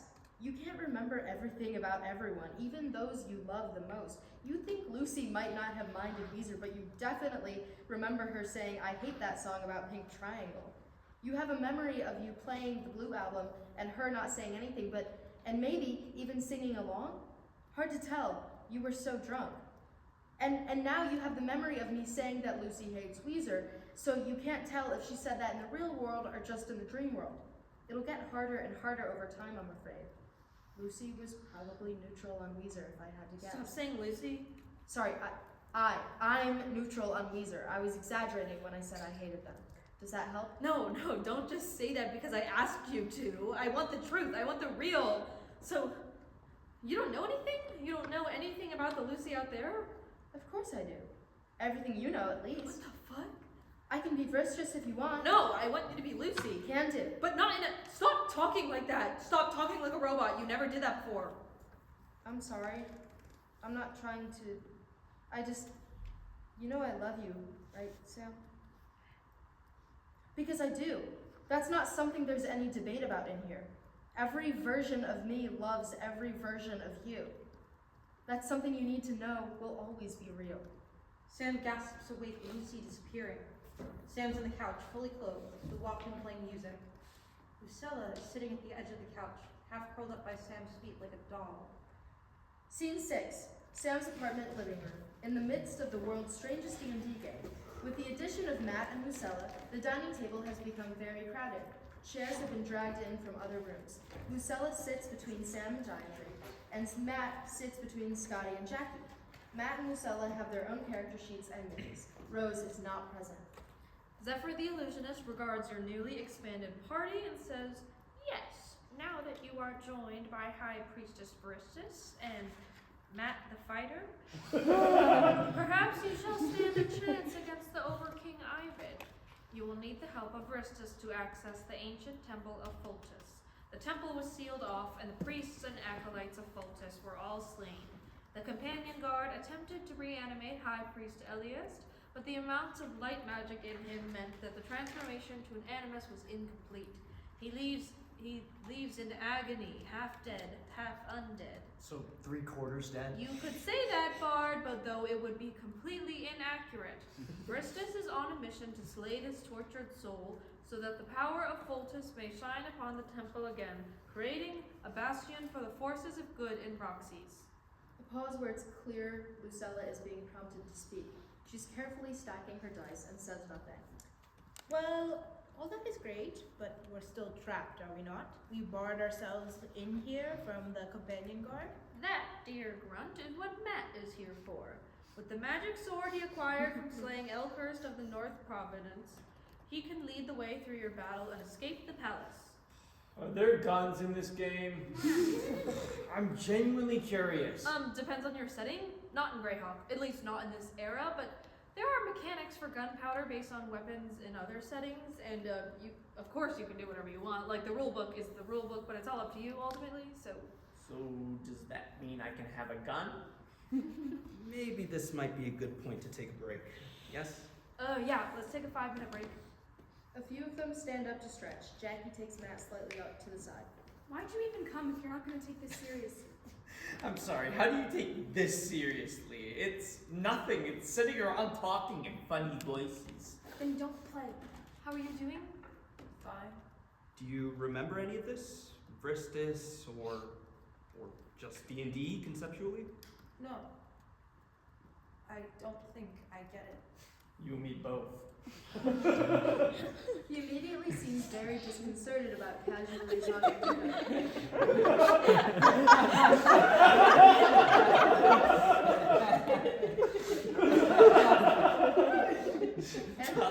and puts his head in his hands. God, this is so fucked up. You were the one who insisted on coming. Of course I fucking did. There's a zombie in our neighborhood and you just want me to ignore it? No, instead I'm playing a fucking Dungeons & Dragons with it.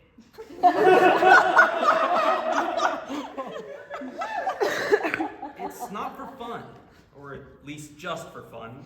We're running neurological tests with Lucy here, trying to trigger memory recovery. It's an important thing to work on. Lucy's the first of something major. We have to get all the information we can. First of what? You're just gonna start running around Lakeview raising people from the dead? Because I've seen Night of the Living Dead and it does not end well. Of course not. That's why we're running tests. It's going to be done in a very controlled, very science-oriented way. We're going to be more animal trial runs. We're going to do more animal trial runs first, working with their memory from what we learned from Lucy and... What kind of... Never mind. No, go ahead. I was just wondering what kind of animals you were using. Mostly mice. We're trying to keep it all pretty humane, if that's what you're asking. No, I just mean, like, would a cat or... Jackie. I just saw a cat. Jackie, come on. What? I'm curious. Socks. Listen, we don't even know if Socks is dead. It's been 2 weeks, Matt. It's freezing out. I'm not stupid. Yes, but someone could have taken him to the pound. I've called the pound, Matt. I've called them every day. You know that. Of course I want to hope, but if he is dead... Then you want to make him a zombie. I don't want... Listen, this is fucking insane. I knew some shit like this would happen. You're all losing your goddamn minds. Excuse you. As much as I hate to say it, Matt might be right. I don't know if we should really be messing with this. Yeah, well, you always hated socks. That is not true. Look, Jackie, worst case scenario, if you do find him dead, and if you really want to, I think Ken and I would be happy to... You people are insane! Cats die! Especially old cats! Just like people die. Just like everything fucking dies and stays that way. He was not that old. He was 15. His vet said earlier this year that his blood work shows he could easily live to 20. If he didn't get out... But he did. He did get out. As the volume raises, Lucilla covers her ears, overwhelmed. And what if that didn't have to happen? What if that horrible, random mistake that wasn't meant to happen could be revised? I'm just saying. He was old! I was careless! I somehow let him get out, now I have to fix it. Jackie, you weren't careless. Yes, I was! I was careless. What? Maybe, I don't know, but I might have left the door to the balcony open that night. I don't know if it was when... When were you planning on fucking telling me that? It doesn't matter now, there's nothing Oh, it doesn't matter! Guys? It didn't matter then, it didn't matter when I was running around the whole neighborhood on Christmas begging to look for cats in people's I basements! saw a cat in the basement. What? What did it look like?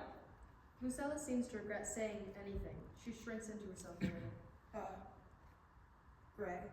Gray? That's... Lucy, that's my cat! You saw him in this basement? Yeah. Hunting mice. When? Yesterday. Something horrible Yesterday dawned on morning. Sam. No one realizes. He's still excited. Maybe he did get in the window well? Okay, I have to go check the basement. Jackie, wait. I've seen your creepy mad scientist dungeon before, Sam. It's fine, I don't care. No, I just... Lucy, what happened to the cat? Lucy. I don't understand. I didn't know. Didn't know what? I didn't know he was your cat. What? What did you... Then I wouldn't have. Wouldn't have what? Lucilla nervously licks her lips. Did you eat my cat, you fucking freak? Oh, not on purpose. I will kill you again! Jackie lunges at Lucilla and Lucilla immediately fights back. It's clear immediately that Lucilla, though clumsy, is much stronger. Everyone is up immediately, but Sam and Matt are the ones who actually rush into the fight. Lucy, no! Get the fuck off of her! At the same time, Scotty rushes to grab the golf club he planted behind the coat rack. Sam grabs Lucilla to pull her off, and Matt tries to force himself between Lucilla and Jackie. In the struggle, Matt misses hitting Lucilla and slaps Sam across the face. It all happens in extremely quick succession. Lucilla grabs Matt, Scotty runs for Lucilla. Lucilla bites Matt's throat, and Scotty absolutely slams her head with the golf club. Matt and Lucilla both collapse, but Lucilla staggers back up, turning her attention to Scotty. Scotty! No! Scotty swings again. Lucilla goes down. This time she doesn't get back up. Sam immediately scrambles to her. Scotty backs away, dropping the golf club. Gayatri and Jackie go straight for Matt, their voices all overlapping. Can you feel a pulse or? Oh my god, we need to keep pressure on. I think I do feel a pulse. My car's parked right on the street. UH is right there. It'll be faster than if you call 911. You're right, oh my god, oh my god! Ken, help me lift him. Jackie, keep the pressure on. Kenneth is frozen, staring down at Sam and Lucilla. Scotty snaps out of it and rushes over to join them. Fuck him, I got it. Okay, lift on 3. 1, 2. Scotty and Gayatri lift Matt, with Jackie applying pressure to his bloody throat with her bare hands. They head out the front door awkwardly, still talking over each other, and Kenneth is left standing and watching Sam sob over Lucilla's unconscious form. She notices him after a minute. Get the fuck out. Sam, this is just... It's just something we'll have to... Get the fuck out! You knew what you let her be a test subject? This was all just a fucking trial run to you! No, it wasn't. I just wanted... Get the fuck out of my apartment! Kenneth takes an uneasy step back, then exits. Sam, still sobbing, cradles Lucilla's face. After a moment, Lucilla groans, shifting a little. Fuck. Sam? Yeah, sweetheart, I'm here. It hurts. I know. Just go back to sleep. Sam, I'm a bit. I know. It's gonna be alright. Sorry. Her head lolls, seemingly unconscious again. After a moment, Sam, with difficulty, picks her up and carries her into the door to the basement. A moment. The buzzing sound of a saw. The terrible shuddering noise heard earlier. Another moment of quiet before Sam drags herself back upstairs, splattered with blood.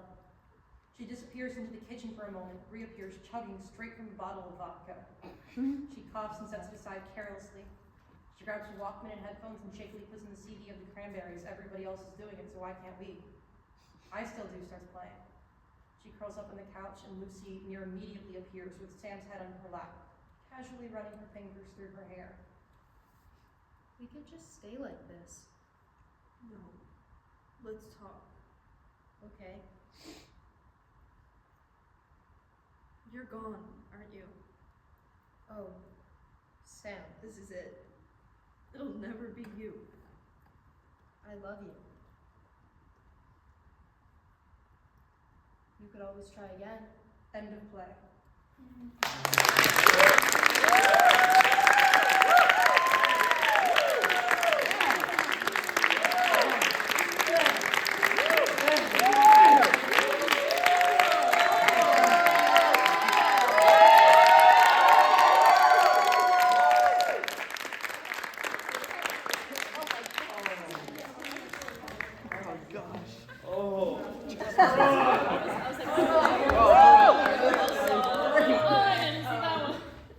I'll do like just a little talk back. I think the party technically starts right now, so I won't take too long. Is it 7? It's 45 or 7. 6:45. You got 15 minutes. You got 15 I said minutes. it would end 15 minutes. at 6:30. My mind is. Yes, you're mine. My mind. You're mine. Yeah. Yeah, thank you guys so much. Oh, okay, sure. Why is he I guess. Thank you guys all so much for coming. And Cass, thank you so much. It's so nice to have you.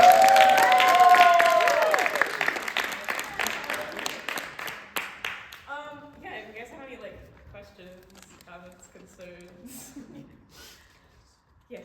How much changed between the read-through like a couple weeks ago to now? A decent amount. It's the same basic plot structure. There was really only one scene that was added. The rest were pretty much just like the same basic concept of the scene. But some of them were had very few lines that stayed the same since the last time, and some of them were pretty much identical. And plot-wise, still same basic structure. I pretty much just added a lot of stuff. Not a lot of the stuff that was there originally necessarily got cut. But yeah, Julia. We just talked. How was exploring Gayatri, and how much of what you've added to her had you already thought of? How much was thinking of? Yeah, no, when I originally made the character of Gayatri, she was a secondary love interest to Sam. And then as I was writing, I was I don't know, when I was writing the first draft, I kind of got frustrated and was I have too many characters, I can't keep up with them all, I can't make them all interesting.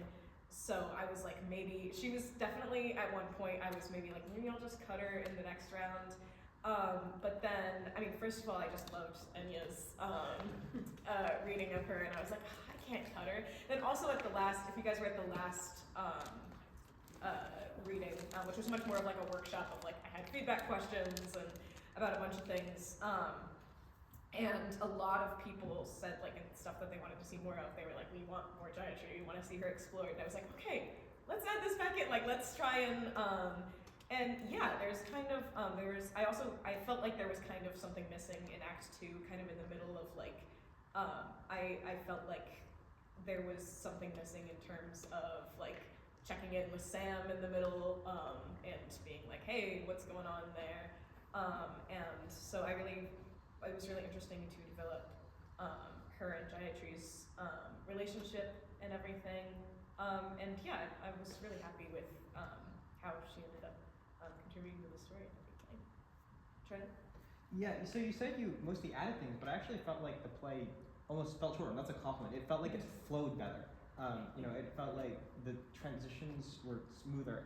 And I'm wondering, as you're adding things, how are you keeping sort of the tempo moving from step to step to continue that pacing, which I actually think was really good. Thank you. Yeah, I realized, especially in the beginning of the first draft, I was looking back through and I'm this is how people talk. This is how people talk to each other. There's a lot of formalities, there's a lot of things. I feel I've always been someone who writes very realistic dialogue, which is good sometimes, but I was also maybe I don't, it is still, things have to be streamlined, things, and also no one wants to see a bunch of people sitting around and introducing themselves, or if people are sitting around introducing themselves, it helps if there's like context or like jokes or like stuff like that. So I think it was just kind of taking things that I was like, because there were definitely a lot of parts where I was like, well, you know, they have to say this, they have to arrive and like introduce themselves and stuff like that. But I was like, how do I make this interesting? And I think that it just flowed a lot more quickly because of that. Yeah. Does that answer your question? You mentioned earlier that you had like so many characters to like try and keep track of. Like, how? Like how? How did you like make sure that you were like serving like equal purpose to all like your characters and keeping all the threads in mind as you're writing, but also keeping on to like the main like plot that is going on? Yeah, I think just honestly in terms of like looking at like the breakdown of each scene, and also like it helped that like their like groups started to emerge. We're like, okay, we're going to have the Scotty, Matt, Jackie scenes. We're going to have the Sam and Lucy or Sam and Lucilla scenes. There's going to be, you know, Scotty and Rose scenes. There's going to be, you know, Sam, Rose, and Kenneth scenes. Like those kind of groups sort of started to pop up, and then it was kind of like, you know, while also making sure that it had a specific plot purpose to play. There was a lot of like, okay, we haven't checked in on this group in a second. How is it plot, like what plot relevance would they have at this point in the story? So let's tap in there and do a scene there. And yeah, but it was definitely hard. It definitely like, I mean, just having it be a second draft and seeing where everything ended up and what, you know, they had started to do in the first draft was kind of very extremely helpful. I don't think that I could have or did necessarily hold on to all those characters and keep them relevant in the first draft necessarily. So it was just coming back in the second draft and having, you know, more of a blueprint of where things were going to go. What did you come up to write this? Like this plot? What sparked the idea? Yeah. So I was I stayed in Cleveland over last summer, and it was my first time like being away from home, not while school was going on, and it was in Little Italy, and it was very different because it was the summer and it was, you know, and a lot of people were there and the weather was nice and it was super, you know, like I had a great time over the summer. But there's also something like, I was like, there's something very like isolating about being on campus when school isn't on. It was very much like it felt like a little bit like the people that the select people that you know from school that are there are kind of like the only people in the world. And so it was like the same rotating group of people every day, which was awesome because I loved those people. But it was a very specific sort of feeling. And yeah, actually, I mean, over the summer, it wasn't D&D, but it was a different role-playing game over the summer with Alain, Enya, Ethan, and Dominic. And there was definitely something there of like, this is a group of people that I like didn't like necessarily know or hang out with as much beforehand. And so kind of like who's here, who wants to get together? We're gonna do this now, and it was awesome. And it was like a very much like a strand throughout the summer of like that was something I looked forward to every week.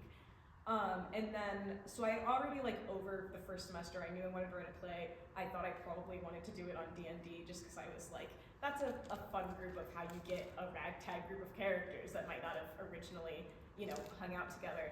And then I wasn't here for a lot of winter break, but I was here for like 2 weeks-ish that like school wasn't in. And I was like, oh, this is so depressing. Like it's so just like walking around Little Italy. Like it's also very beautiful, but like walking around Little Italy when like it's cold and it's snowy and it's dark and you feel like you know like 3 people in the city of Cleveland. And so I was like, I feel like all of these things.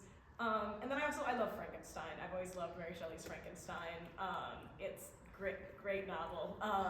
And also just like different interpretations. I saw Mary Shelley's Frankenstein at Playhouse Square. Me and Emily, yes, me and Maddie saw it together. And it was so good. And I'm just very interested in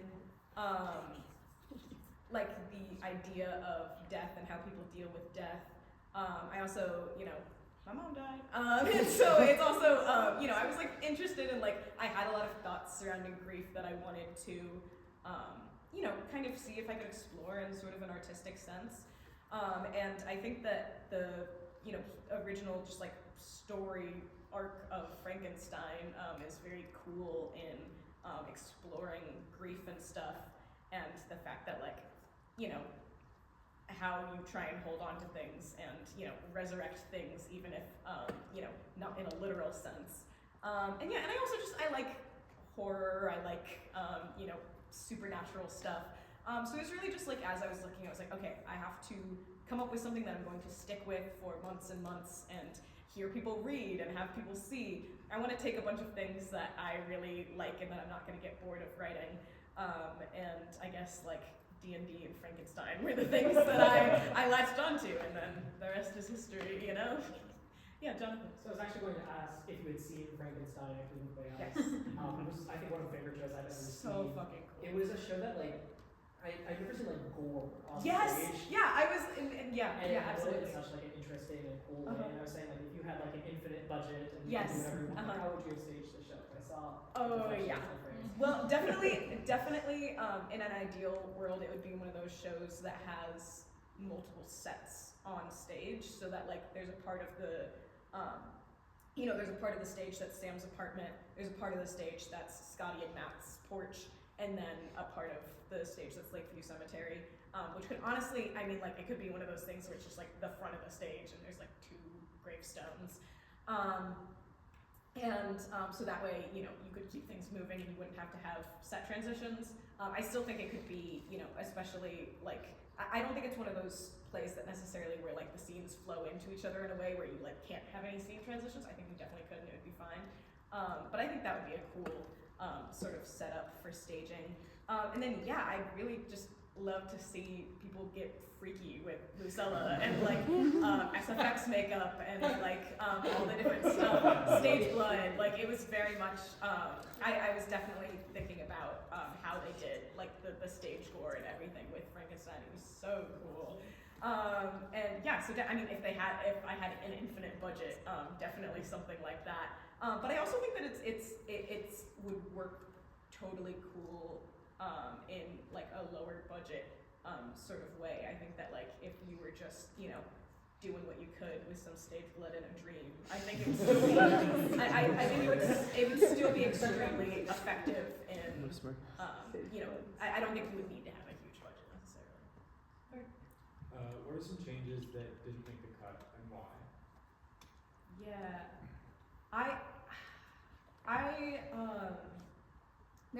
there was some stuff. I feel like I kind of let myself just do what I wanted in the second draft, which I think ended up well. There were definitely some things that people had suggested to me during our last workshop where I was like, that's a really cool idea, but that I was like, I either don't have time or it just doesn't fit in a way. I think that it's not really an edit, but it's something that like me and Ethan had talked about. He was kind of saying that like he'd love to see like a version of this that gets like a little bit more absurd, like one where like we kind of lean a little bit more into like the zombie stuff. And I agree. I think it could be fun to write even if it was just like an exercise and it's not actually how the play ended up being. And I definitely like if I basically had like 2 weeks to write the second draft, so there wasn't a lot of like off-page exploration that I was doing. Pretty much everything I was writing, I was like, well, that's in there now. And so, but that I think is definitely something that I'm totally interested in keeping, editing this work and working on it. So I think that it could be fun to do just kind of like a fucking insane draft and see what I end up taking from that. Because I think this version was more absurd than the last one. And I liked that. I thought that was a fun little element to bring in. Yeah, true. So you have a bunch of people who wanted to write this play. So I have heard. Who gets to? Well, see, people say things, and then there's conflicts, and there's you don't know what's gonna happen with department shows and everything. If someone wants to direct this for PTG next year, I would be honored and amazed. But I have a feeling that it probably won't be a bunch of people actually fighting over it, even though several people wrong, it's mine. Because, schedules and things just work out. I know how it goes. But yeah, so we'll see, I guess, if people are really, really actually committed to that, yeah. Right. I'm just kind of curious about what's your like general writing process like?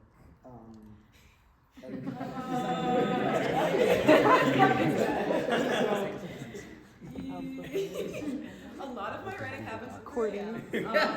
I'm really bad at. I'm both really good at working under a time crunch and also really bad at forcing myself into a time crunch. So it's just kind of a vicious cycle.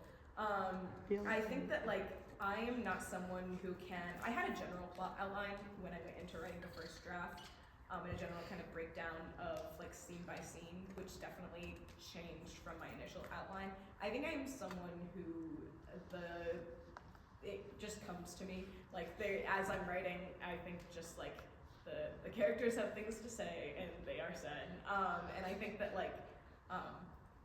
I sometimes wish I was better at planning and then following through with a plan, but I find that the way my writing process tends to work is just kind of going into it and starting to type things.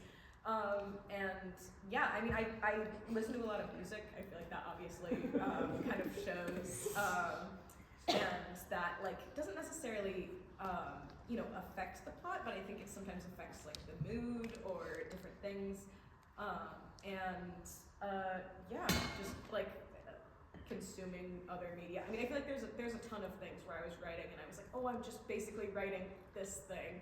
Then it's if you think that 10 different times, you're actually writing a completely new thing. I was especially during the first draft, I was like, fuck, this is She Kills Monsters. I was it's not really, actually.